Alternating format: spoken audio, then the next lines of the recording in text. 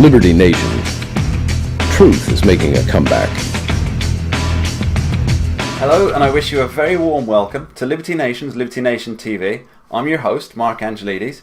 Today, I'm once again joined by the guiding light of modern conservatism, Jeff Charles, and we're discussing, among other things, the Starbucks scandal and race relations.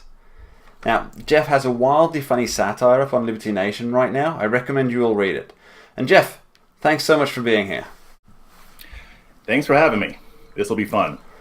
Always my pleasure. Right, first question. Will you be boycotting Starbucks? If so, why? And if not, why not? Well, that's kind of a complicated question. I mean, there's a really big debate going on right now. Hold on a second. No, I'm not going to boycott Starbucks. That's the most ridiculous thing I've ever heard. I have no idea why anybody thinks that this situation in Philadelphia means that the entire company needs to be boycotted. We're going to talk about it later in this conversation, I'm sure, but there were some issues that happened, and the debate is raging, but there's no question that there is absolutely no reason why the entire company should be punished for what one person did.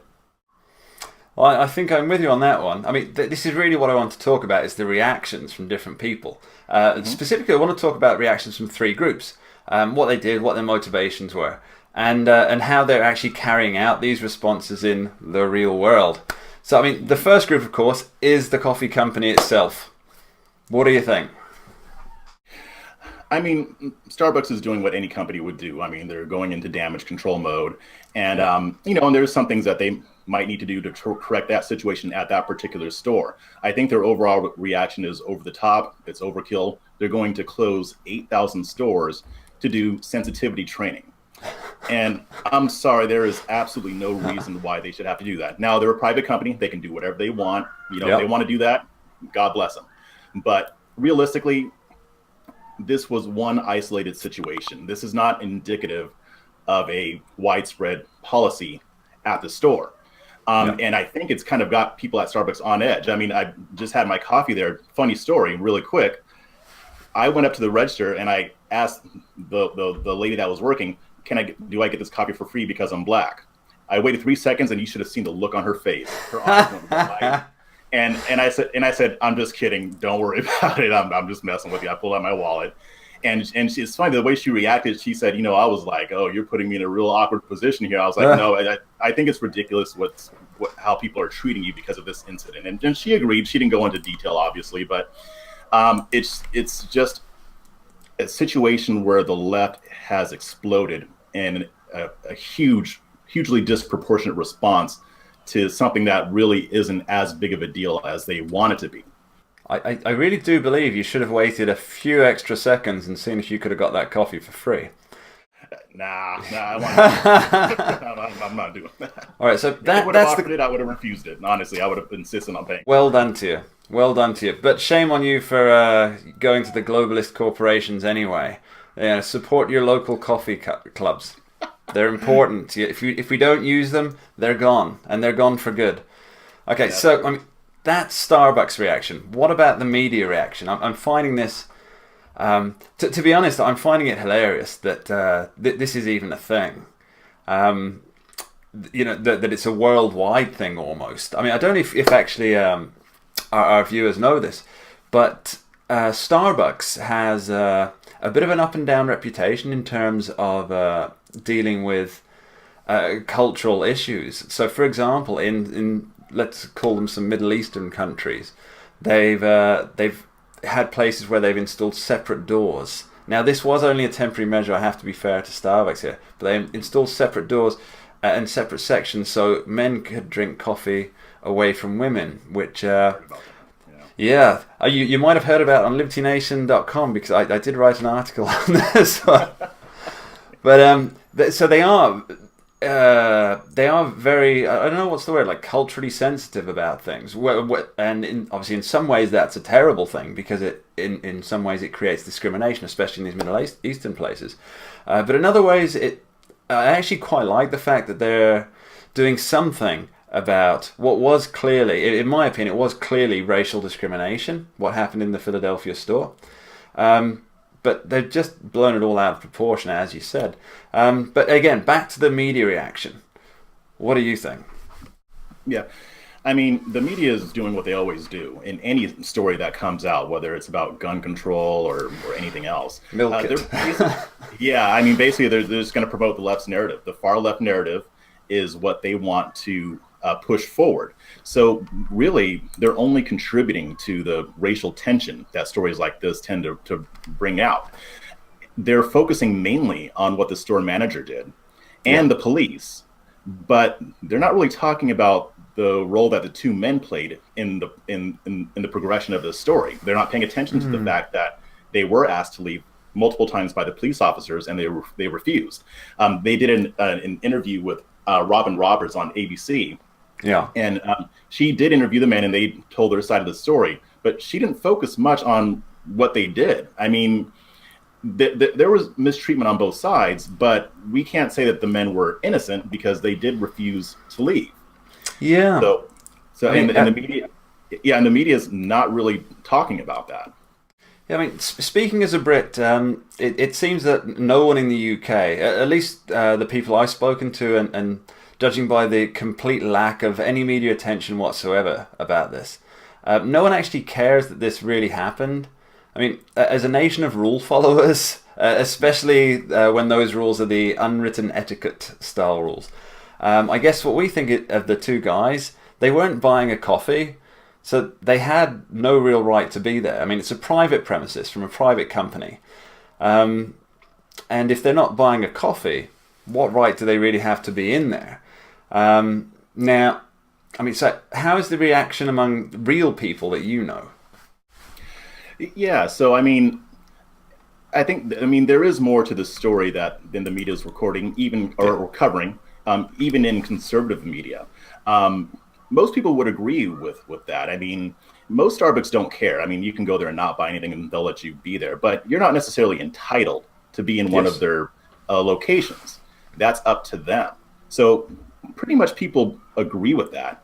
But I think one of the problems that they're having is that it has been reported that there were white customers in that establishment at the same time that hadn't bought anything, one of which was allowed to use the restroom, one of which had been there for hours, and they hadn't said anything to her at all. You see, I didn't know this. Exactly. It's not being widely reported, although, I mean, I've seen it on ABC, I've seen it in Reuters, I've seen it, in some other publications. But, when I go on conservative media, they're leaving that part out. I'm not sure. Yeah. I'm not sure that they're doing that on purpose, but at the same time, I think it's important that when we look at these situations, we see the full story. So absolutely, yeah. I mean, if it's one rule for one and not for the other, that is discrimination. I mean, there's no other ways around it. It's pretty straightforward. Yeah, it is. And I don't necessarily think that was the intention of the store manager. I mean, what she did could have been based on her past experiences. One person had even chased her around the store a few weeks before. I don't know if that person was black, but it's also based on stereotypes as well. I don't think that there's no evidence that she's the type that spends her weekends wearing a white hood and burning crosses. This was probably just a bad decision in the moment. I don't necessarily think it means that she's just a racist person, but her decision did end up in racial discrimination. So as far as other people's attitudes, I mean, I go to a lot of right-wing blogs and people that I talk to, they basically fall into two camps. One says absolutely no racism here at all, period, none. And they'll ignore the fact that white customers were treated differently. And some of them will even go so far as to say that these men created the situation on purpose. It was all a plot by George Soros. There's no evidence. I wouldn't put it past George Soros. They've done this before, so I can see why somebody might think that. It's not like they haven't manufactured these situations before. Yeah. But in this situation, there's no real evidence that corroborates that. The other opinion, I mean, that a lot of conservatives have is that, I mean, the police acted in the way that they're supposed to. They did their jobs. The black men were not entitled to be there without buying anything. They should have left when they were asked. And the store manager behaved inappropriately as well. So all of these things can be true at once. It's not one or the other. Yeah, there's it's not exactly the what is it, the philosophical conundrum of contradictory truths. It's concurrent truths. Exactly, exactly. Yeah, I mean, there's different aspects to this story. I mean, they could have left when they were asked, and if they were mad about it, they could have blasted on social media. They could have filmed absolutely. themselves getting kicked out. I mean, people would have listened to that. Yeah, And realistically, I mean, in this situation, there's no reason to punish the entire country just for what one person did. And she's going through it too. She got doxxed. Her information is all out there. They've dug into her social media. So, I mean, there's misbehavior on everybody's side, but I think most people aren't on the extreme end of this. Most people can say, okay, she probably made a mistake and whatever. I mean, black people are still going to go to Starbucks. I can guarantee you that. oh yeah. When I went into Starbucks this morning, I saw a black person walking out with coffee, and he probably didn't get it for Free coffee. All right. I mean, this actually brings me on to like a bigger round of questions, although we'll keep it short.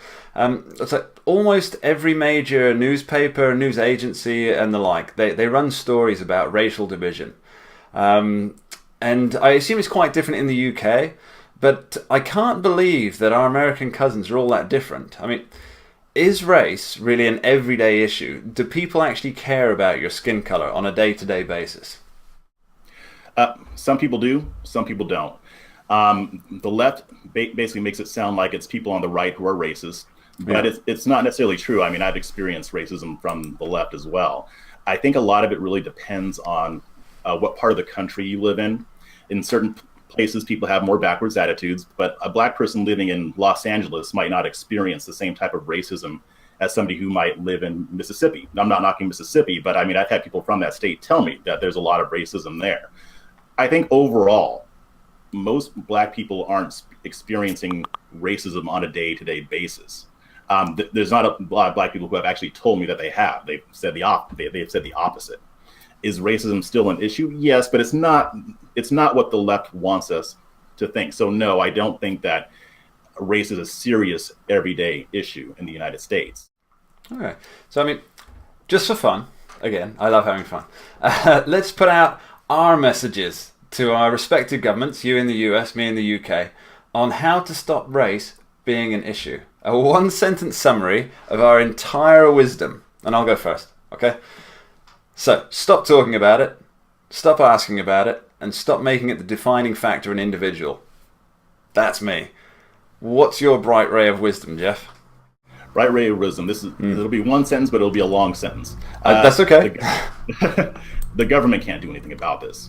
Instead, conservatives and liberals who have a realistic view of race relations in the United States, we have to band together to prevent those who want to divide us from succeeding, because that's really what's going on here. Yes.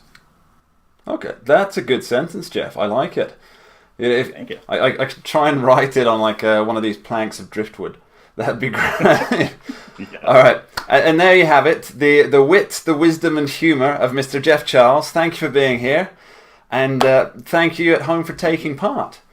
Liberty Nation understands how busy you are, and that's why you can now get our articles to go, like a Starbucks coffee. For an audio version of our top stories, you simply go to the Listen to the News section on libertynation.com. You click on the Play SoundCloud or Play in Browser tab at the top of each article, and you can let our narrators do the reading for you. That's it from me and from Mr. Jeff Charles. Take care, be good to one another, and we'll see you next time on libertynation.com. Liberty Nation. News and commentary, minus the propaganda. LibertyNation.com.